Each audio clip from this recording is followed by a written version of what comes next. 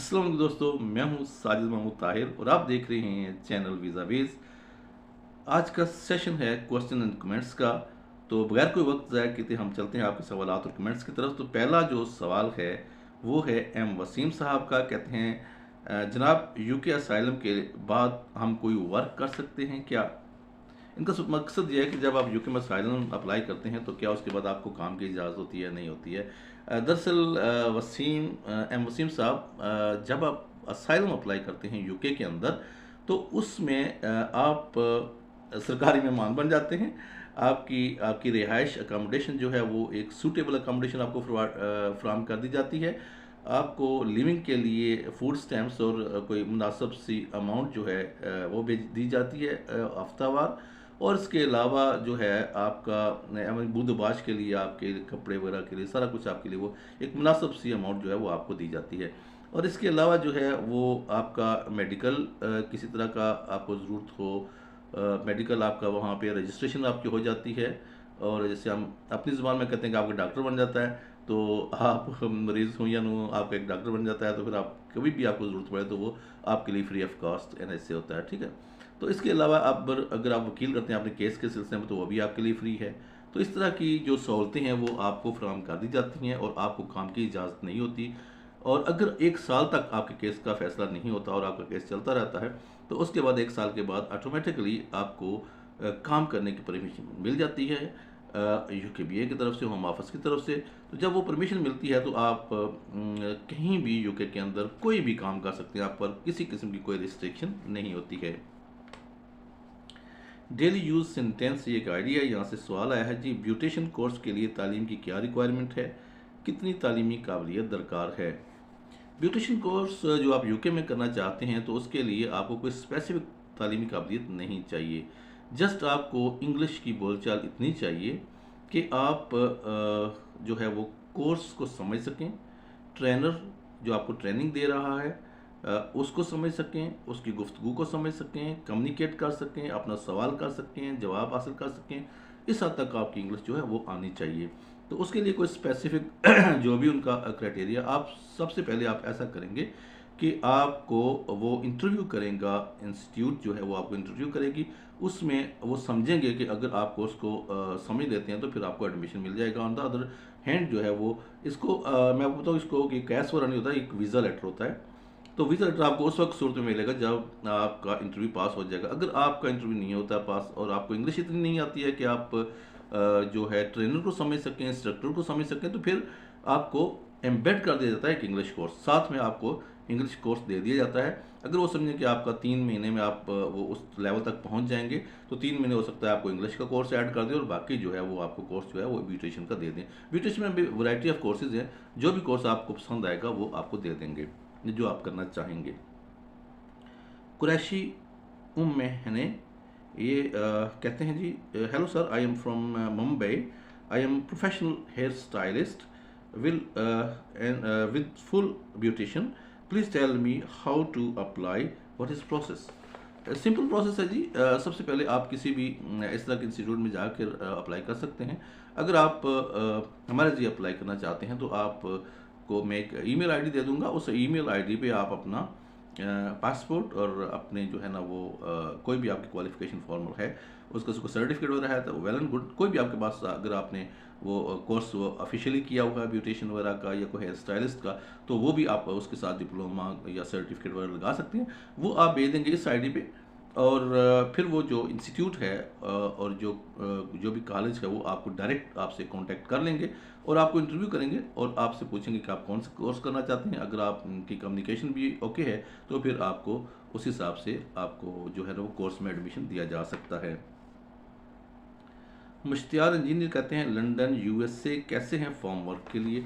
Form work जो है वो आप बेहतर जानते हैं कि वो ओपन एयर वर्क होता है। उसमें वेदर चाहे जिस तरह का भी हो, चाहे स्नो फॉलिंग हो रही हो, रेन हो रही हो, मतलब वो आपको करना पड़ता है। तो उसके लिए प्रोटेक्टेड जो है ना वो दिया जाता है, गियर दिया जाता है और उसमें आप रह के काम कर सकते हैं। और भी लोग, हमारे ज़्यादातर एशियन लोग जो हैं वो ये काम करते हैं, इसमें कोई ऐसी बड़ी बात नहीं है। डिलिनी फेमेंडो says it's better to tell in English because everyone can know it. I think this person is from the English speaking country or the other language spoken outside the subcontinent. Yes, I will try my best to make videos with English language so you can understand and other people like you can understand. Thank you so much. Ali Chaudhary Talani वाला वाली एक वाल कहते हैं तलानी वाला, ये कहते हैं जनाब अगर इटली में ऐसे करें तो फिर डिटेन कर देंगे। इन्होंने क्वेश्चन बेसिकली किया है एयरपोर्ट असाइलम के लिए। देखिए वो सारे रूल्स एक ही तरह के हैं, जिस तरह वो एयरपोर्ट असाइलम की जो वीडियो आपने देखी है वो उस सेम रूल्स हैं इटली के लिए, सेम रूल्स है अदर शेंजन स्टेट्स के लिए। फरखंदा ज़मीर कहते हैं जी कि आपने बात कंप्लीट नहीं की, बात अधूरी रहेगी कि एयरपोर्ट पर डॉक्यूमेंट्स नहीं ले जाने क्योंकि तलाशी होगी।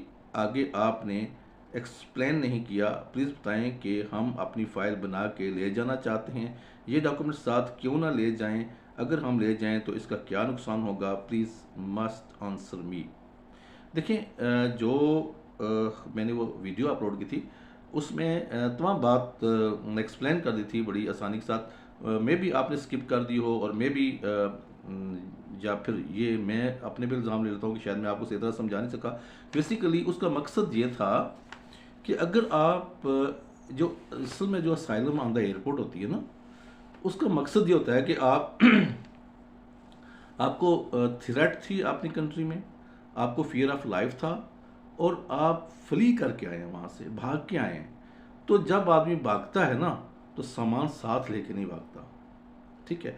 तो इसलिए अगर आपके जो लॉगेज हैं उसमें से ऐसे डॉक्यूमेंट्स बरामद होते हैं जिनमें ये ज़ाहिर हो कि आपने असाइलम करनी थी और ये आपके सबूत आप साथ कैरी कर ले की जा रही हैं, तो इसका मतलब ये है कि आपने प्री प्लान किया हुआ है वहाँ पे असाइलम करने का।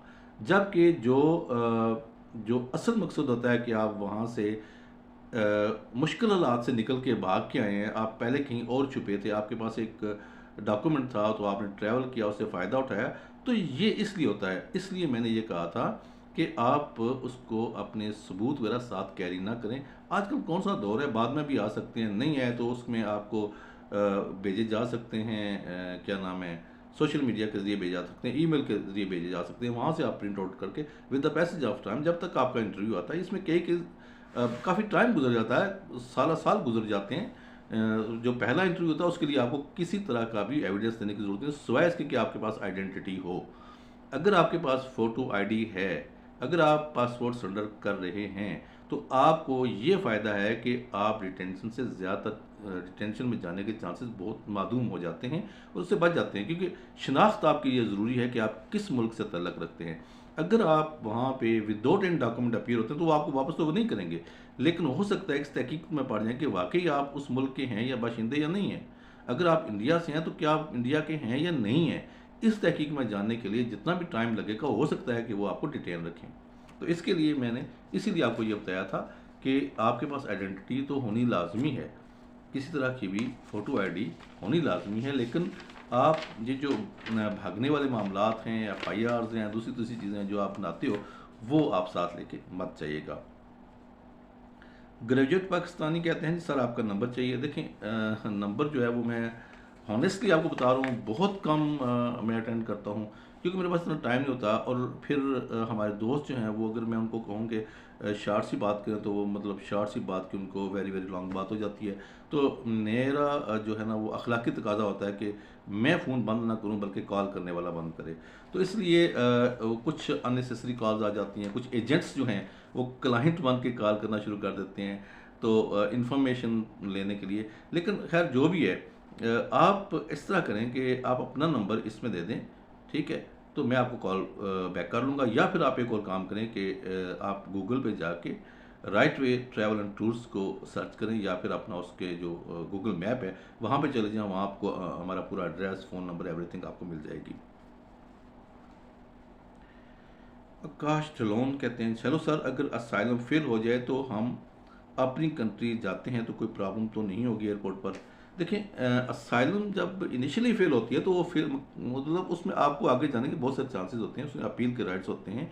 उसमें जो है वो उससे भी आगे अपील के राइट्स होते हैं, यूरोपियन यूनियन तक भी आप अपील कर सकते हो। लेकिन कभी कभी ये होता है कि वो आपको आउट ऑफ कंट्री अपील का राइट देते हैं, और जब आप आउट ऑफ कंट्री जाकर अपने कंट्री में जाकर भी अपील कर सकते हो। ऐसा हुआ है कि हमारे एक दो केसेस जो है वो आउट ऑफ कंट्री अप्रूव भी हो गए हैं।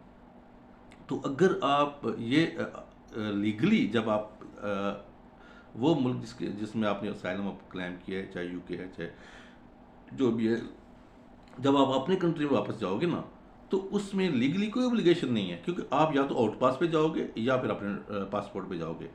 जिस मुल्क के में आप जा रहे हो उस मुल्क का आपके पास पासपोर्ट है ना, तो उसको कोई राइट नहीं है कि वो आपको कुछ ऐसा करे कि आपको ट्रबल करे आपके लिए, आपकी एंट्री के लिए, ठीक है। अगर आप आउट पास पे हो तब भी कोई मसला नहीं, वो भी उसी मुल्क की डॉक्यूमेंट है जो आप सफारतखाने ने दिया है। तो हाँ, कुछ होता है कि कुछ मतलब बिला वजह आपको तंग करते हैं। अब मैं इसमें क्या बताऊँ कि यहाँ पे दुनिया पूरी इसको देख रही होती है, लेकिन ये है कि ऑफिशियली इसमें कोई ऑब्लिगेशन नहीं है। आप अपनी कंट्री अपने पासपोर्ट पे अपने आउट पास पे जा रहे हो, तो इसमें कोई भी किसी तरह की भी रिस्ट्रिक्शन नहीं है, आप पर किसी किस्म की कोई कदगन नहीं है। उम्मीद है कि आपको आज की ये इन्फॉर्मेशन पसंद आई होगी। Thank you so much. Allah निगहबान।